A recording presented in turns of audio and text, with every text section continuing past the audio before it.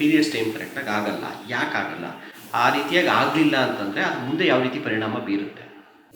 ಇವಾಗ ಶುರುವಾದ ಹೊಸ್ತರಲ್ಲಿ ಇವಾಗ 11 ವರ್ಷನೋ 12 ವರ್ಷನೋ ಯಾವುದೋ ಫಸ್ಟ್ ಟೈಮ್ ಪೀರಿಯಡ್ಸ್ ಆಗುತ್ತಲ್ವಾ, ಅಲ್ಲಿಂದ 1-2 ಇಯರ್ಸ್ HPO ಆಕ್ಸಸ್ ಅಂತ ಏನು ಹೇಳ್ತೀವಿ, ಅಂದರೆ ಇವಾಗ ಬ್ರೈನ್ನಲ್ಲಿ ಒಂದು ಹೈಪೋಥಾಲಮಸ್ ಪಿಟ್ಯೂಟರಿ ಅಂತ ಇರುತ್ತೆ, ಅಲ್ಲಿಂದ ಒಂದು ಸಿಗ್ನಲ್ ಬರುತ್ತೆ, ಅದೆರಡು ಹಾರ್ಮೋನ್ನ ರಿಲೀಸ್ ಮಾಡುತ್ತೆ, ಅದು ಓವರೀಸ್ನ ಟಾರ್ಗೆಟ್ ಮಾಡುತ್ತೆ, ಅಲ್ಲಿಂದ ಹಾರ್ಮೋನ್ ರಿಲೀಸ್ ಆಗಿ ಆಮೇಲೆ ಯೂಟ್ರಸ್ಸಿಂದ ಬ್ಲೀಡಿಂಗ್ ಬರೋದು ಅಥವಾ ಪ್ರೆಗ್ನೆನ್ಸಿ ಆಗೋದು. So that is called as HPO axis ಆಯಿತಾ. ಸೊ ಅದನ್ನು ಕರೆಕ್ಟಾಗಿ ಎಸ್ಟಾಬ್ಲಿಷ್ ಆಗೋಕ್ಕೆ 1-2 ವರ್ಷ ಬೇಕು. ಸೊ ಇವಾಗ ಒಂದು ಹೆಣ್ಮಗು ಮೆನಾರ್ಕ್ ಅಥವಾ ಮೈನರ್ ಇದ್ರೆ 1-2 ವರ್ಷ ಇಟ್ ಕ್ಯಾನ್ ಬಿ ಇರ್ರೆಗ್ಯುಲರ್, ಅದರೊಳಗಡೆ ನಥಿಂಗ್ ಹೆಡ್ ಗೋಯಿಂಗ್ ಏನೂ ಇಲ್ಲ. ಬಟ್ ಅಲ್ಲಿಂದ ಆದ್ಮೇಲೆ ಇಫ್ ಇಟ್ ಈಸ್ ಇರ್ರೆಗ್ಯುಲರ್, ಯಾತಕ್ಕೆ ಇರ್ರೆಗ್ಯುಲರ್ ಅಂತ ತಿಳ್ಕೊಬೇಕಾಗುತ್ತೆ. ಇವಾಗ every one things irregular periods ಅಂದ ತಕ್ಷಣ PCOD ಅಂತ. PCOD is one extreme where there is excess eggs. ತುಂಬ ಮೊಟ್ಟೆಗಳಿರುತ್ತೆ, ಅದು ಮೊಟ್ಟೆ ಕರೆಕ್ಟಾಗಿ ರಿಲೀಸ್ ಆಗ್ತಾ ಇರಲ್ಲ, ಅದರಿಂದ ಋತುಚಕ್ರ ಸರಿಯಾಗಿ ಬರೋದಿಲ್ಲ. ಇನ್ನೊಂದು ಎಕ್ಸ್ಟ್ರೀಮ್ ಇರುತ್ತೆ, ಹಿಂಗೆ ಮೈನರ್ದು ಇನ್ನೇನು ಟೈಮೇ ಆಯಿತು ಅನ್ನೋಷ್ಟೊತ್ತಿಗೆ ಎಲ್ಲ ಮೊಟ್ಟೆ ಇರೋದೆಲ್ಲ ಖಾಲಿ ಆಗೋಗಿರುತ್ತೆ, ಆಲ್ಮೋಸ್ಟ್ ಮೆನೋಪಾಸಲ್ ರೇಂಜಿಗೆ ಹೊರಟೋಗಿರ್ತಾರೆ. ಸೊ ಇದು ಎರಡೂ ಕಂಡೀಷನಲ್ಲಿ ಪೀರಿಯಡ್ಸ್ ಬರೋದಿಲ್ಲ. ಕಣ್ಮುಚ್ಕೊಂಡು ಕೂತ್ಕೊಂಡಿದ್ದು PCODನೇ ಇರಬಹುದು ಅಂತ ಅಂದ್ಬಿಟ್ಟು ಆಮೇಲೆ ನಿಧಾನಕ್ಕೆ ಡಿಸ್ಕವರ್ ಮಾಡಿದ್ರೆ ಪಾಪ ಆ ಮಗುಗೂ ತೊಂದರೆ ಅಲ್ವಾ. We face these situations in real time. We are in a fertility clinic. ಅದು ನಮಗೂ ಒಂಥರ ತುಂಬಾ ಕಷ್ಟದ ಸಿಚುವೇಶನ್. ಹಿಂಗೆ ಯಾವ್ದೋ ಗಂಡ ಹೆಂಡತಿ ಬರ್ತಾರೆ, ಅದ್ರ ಜೊತೆ ನೀವು ಒಂದ್ ಎಲ್ಡರು ಬಂದಿರ್ತಾರೆ, ಯಾಕೆಂದ್ರೆ ಅವ್ರಿಗೆ ಗೊತ್ತಿರುತ್ತೆ ಕರೆಕ್ಟಾಗಿ ಯಾವ್ದು ಏನು ಅಂತ ಗೊತ್ತಿರುತ್ತೆ. But she has to cover up. ಮದ್ವೆ ಆಗ್ಬಿಡ್ಬೇಕು ಅಂತ ಆಗಿರ್ತಾರೆ. ಆಮೇಲೆ ಅಯ್ಯೋ ಕರೆಕ್ಟಾಗಿತ್ತು ಪೀರಿಯಡ್ಸು, ಈಗ ಮದುವೆ ಆದ್ಮೇಲೆ ಒಂದು ಸ್ವಲ್ಪ ಇರ್ರೆಗ್ಯುಲರ್ ಆಗಿ ಇವಾಗ ಬರ್ತಾ ಇಲ್ಲ ಅಂತ. ಆಮೇಲೆ ಅವ್ರ ಹಾರ್ಮೋನ್ಸ್ ನೋಡಿದ್ರೆ ಆಲ್ರೆಡಿ ಋತುಚಕ್ರ ನಿಂತೋಗಿದೆ ಅನ್ನೋ ಥರ ಇರುತ್ತೆ. ಅವಾಗ ನಾವು ಏನು ಮಾಡಬೇಕು? ಈ ಕಡೆ ಹೇಳಿದ್ರೆ ಗಂಡ ಹೆಂಡತಿ ಬಿರ್ಕು, ಹೇಳದೇ ಇದ್ರೆ ಧರ್ಮ ಸಂದಿಗ್ಧ. ನಮ್ಮ ವೃತ್ತಿನಲ್ಲಿ ಹೆಂಗೆ ಅಂದರೆ, I would like to give a good news to every patient. I want to tell something that they like to hear, but that's not in my hand. ಯಾಕೆಂದ್ರೆ ವೃತ್ತಿ ಧರ್ಮ, ನಾನು ನಿಜ ಹೇಳಲೇಬೇಕಾಗುತ್ತೆ, ಸತ್ಯ ಹೇಳಿ ಮುಂದೆ ಏನ್ ಮಾಡ್ಬೇಕು ಅಂತ ಹೇಳ್ಬೇಕಾಗುತ್ತೆ.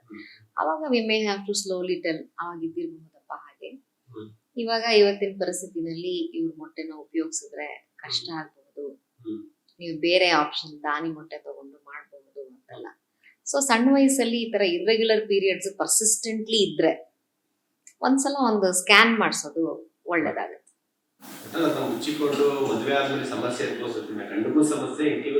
ಅಲ್ಲ, ಕೆಲವರು there are many understanding couples, ಇಲ್ಲ ಅಂತೇನಿಲ್ಲ. We had seen a couple like, ಅವಳಿಗೆ till 34 years of her life period ಆಗಿಲ್ಲ. She herself has written her story in 2015. She was my patient. Times of India ಅಲ್ಲಿ ಅವ್ರು ಹಾಕಿದ್ರಿಂದ I can talk about that case without telling her name.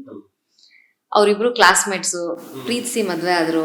ಅವನಿಗಷ್ಟು ಗಂಡಂಗೆ ಎಲ್ಲ ಗೊತ್ತಿತ್ತು that she cannot get period ಅಂತ. ಮುಲೇರಿಯನ್ ಅನಾಮಲಿ ಅಂತ ಹೇಳ್ತೀವಿ. ಅಂದ್ರೆ ಅವ್ರದ್ದು ಗರ್ಭಾಶಯ ಬಹಳ ಚಿಕ್ಕದಾಗಿತ್ತು, ಅದರೊಳಗಡೆ ಮಗು ಹೆರ್ತಕ್ಕಂಥ ಕೆಪಾಸಿಟಿ ಇರಲಿಲ್ಲ. And also some defects in the development of the genital tract, small vagina, very blind hole ಅಂತೆಲ್ಲ.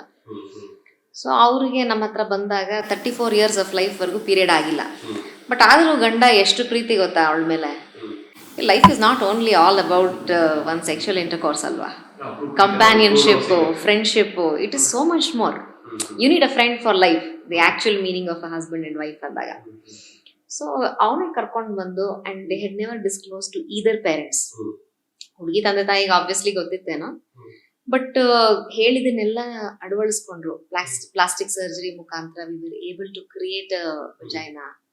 ಆಮೇಲೆ ಅವ್ರಿಗೆ ಸ್ಮಾಲ್ ಯೂಟ್ರಸ್ಗೆ ಒಂದಷ್ಟು ಮೆಡಿಸಿನ್ಸು ಅದೆಲ್ಲ ಕೊಟ್ಟಾಗ ಅದು ಚೆನ್ನಾಗಿ ಡೆವಲಪ್ಮೆಂಟ್ ಆಯಿತು. ಅದಾದ ಕಾಲಾನಂತರ ಆಮೇಲೆ ಅವಳದ್ದೇ ಮೊಟ್ಟೆ ತಗೊಂಡು we had to do an IVF, because ಇವಾಗ ಯೂಟ್ರಸ್ ಅಲ್ಲಿ ಡೆವಲಪ್ಮೆಂಟಲ್ ಡಿಫೆಕ್ಟ್ ಇರುತ್ತಲ್ಲ, ಯೂನಿಕಾರ್ನೇಟ್ ಯೂಟ್ರಸ್ ಅಂತ ಒಂದು ಕಂಡೀಷನ್ ಇತ್ತು ಆಕೆಗೆ, ಅದರಿಂದ ಗರ್ಭಾಶಯ ಚಿಕ್ಕದಾಗಿತ್ತು. ಸೊ ಆ ಥರ ಕೇಸಸ್ ಅಲ್ಲಿ ನ್ಯಾಚುರಲ್ಗೆಲ್ಲ ನಾವು ಕಾದ್ರೆ ಇನ್ನು ಲೇಟ್ ಆಗುತ್ತೆ ಅಂತ we had to do an IVF ಮಾಡಿ ಸ್ವಲ್ಪ ಕಷ್ಟ ಇತ್ತು, ಬಟ್ ಪ್ಲೇಸ್ ಮಾಡಿದ್ವಿ. She has delivered. ಆ್ಯಂಡ್ ಇವಾಗ ಆಕೆಗೆ ರೆಗ್ಯುಲರ್ ಪೀರಿಯಡ್ಸ್ ಆಗ್ತಾ ಇದೆ. ಸೊ ಎಲ್ಲ case is not a terminal dead end ಇರಲ್ಲ.